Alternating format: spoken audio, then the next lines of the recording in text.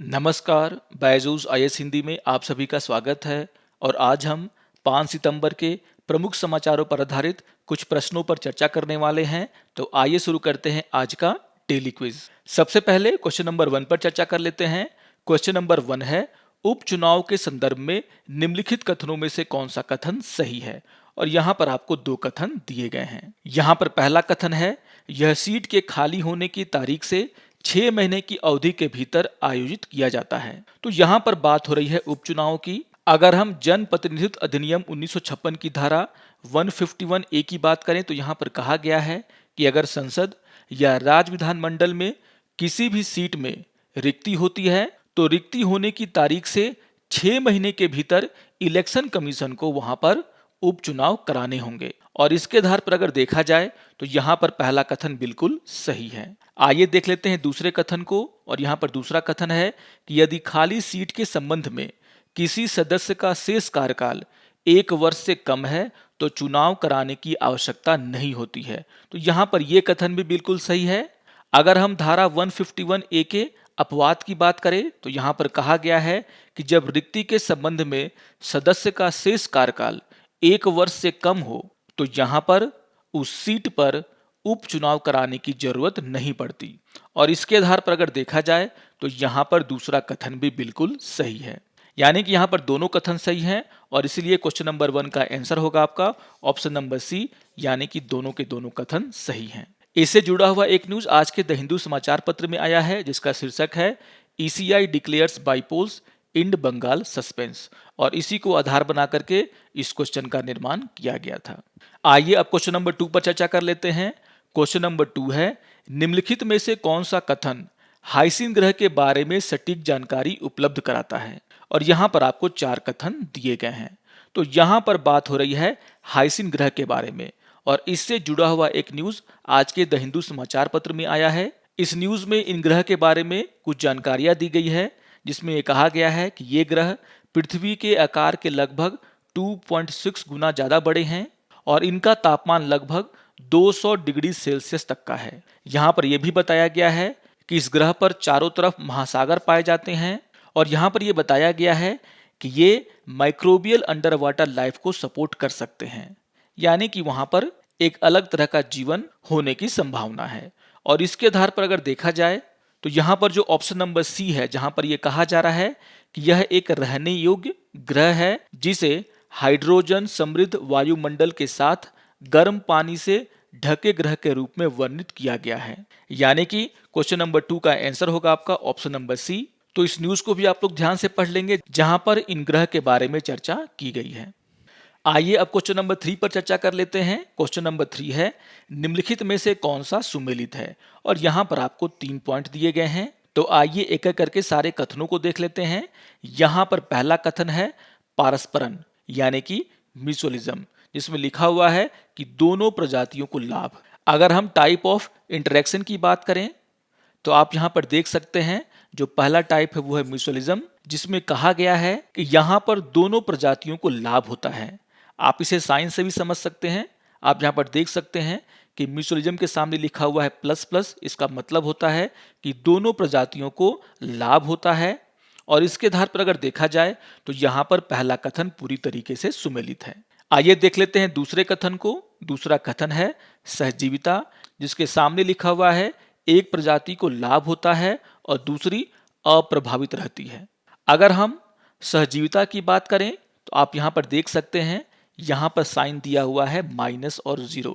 इसका मतलब होता है कि यहाँ पर एक प्रजाति को नुकसान होता है और दूसरा प्रजाति अप्रभावित रहता है। और इसके आधार पर देखा जाए तो यहाँ पर दूसरा कथन सुमेलित नहीं है, क्योंकि यहाँ पर लिखा हुआ है कि एक प्रजाति को लाभ होता है और दूसरा अप्रभावित रहता है, यानी कि ये सुमेलित नहीं है।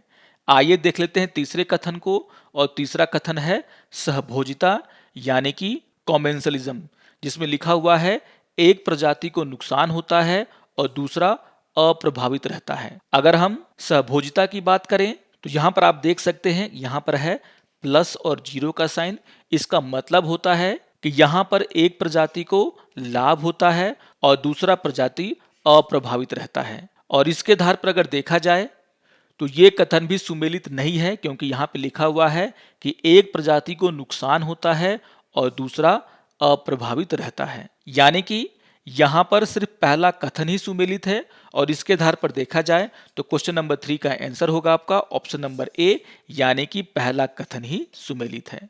तो इंपॉर्टेंट क्वेश्चन है ये, इसको आप लोग ध्यान से देखेंगे। इससे जुड़ा हुआ एक न्यूज आज के द हिंदू समाचार पत्र में आया है, जिसका शीर्षक है soil microbes can make a greener revolution. तो इस न्यूज को ध्यान में रखते हुए इस क्वेश्चन को बनाया गया था, आप लोग भी इसे ध्यान से पढ़ लेंगे। आइए अब क्वेश्चन नंबर 4 पर चर्चा कर लेते हैं। क्वेश्चन नंबर 4 है कोमोडो ड्रैगन के संबंध में निम्नलिखित कथनों पर विचार कीजिए, और यहां पर आपको 3 कथन दिए गए हैं और आपसे पूछा जा रहा है कि उपयुक्त कथनों में से कौन सा गलत है। तो ध्यान रखिएगा, यहां पर आपसे पूछा जा रहा है कि कौन सा कथन गलत है। यहां पर पहला कथन है यह दुनिया का सबसे बड़ी समकालीन छिपकली की प्रजाति है। तो ये बात बिल्कुल सही है, कोमोडो ड्रैगन दुनिया के सबसे बड़ी छिपकली की प्रजाति है। दूसरा है यह अमेजन के जंगल के स्थानिक हैं।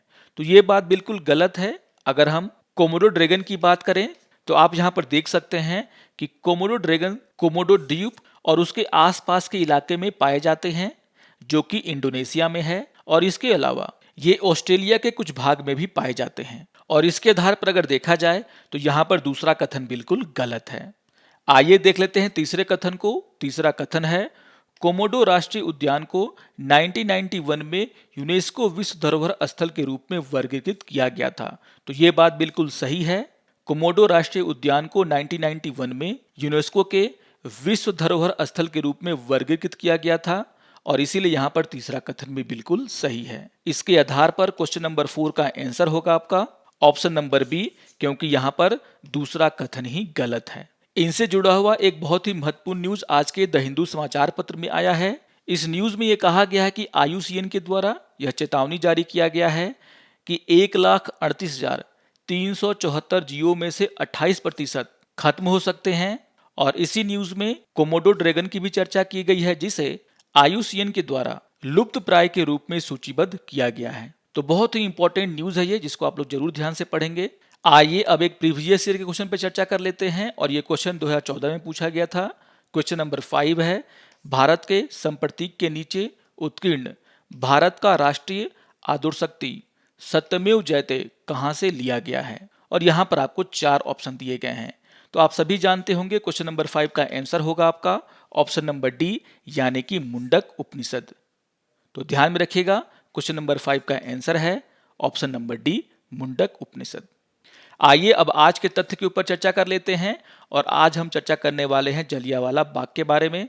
इससे जुड़ा हुआ एक न्यूज आज के द हिंदू समाचार पत्र में आया है, जहां पर जलियांवाला बाग के बारे में चर्चा की गई है। आप सभी जानते होंगे हाल ही में जलियांवाला बाग का पुनरुत्थान किया गया था, और उसी को देख करके ये लेख लिखा गया है। जलियांवाला बाग हत्याकांड ब्रिटिश भारत के इतिहास का एक काला अध्याय है। आप सभी जानते होंगे कि 13 अप्रैल 1919 को रॉलेट एक्ट के विरोध करने के लिए वहां पर एक सभा हो रही थी, जहां पर लोगों के ऊपर गोलियां चलाई गईं, जिसमें बहुत सारे लोगों की मृत्यु हुई। आप सभी को यह पता होगा कि जलियांवाला बाग हत्याकांड के पूरे 6 महीने बीत जाने के बाद 14 अक्टूबर 1919 को भारत सरकार ने, यहां पर बात हो रही है 1919 की, भारत के राज्य सचिव एडविन मोंटिगो की मंजूरी के साथ न केवल अमृतसर में जलियांवाला बाग की घटना की जांच कराने के लिए एक समिति का गठन किया, बल्कि उस समय बंबई, दिल्ली और पंजाब में हुए घटनाओं की भी यहां पर जांच कराई गई।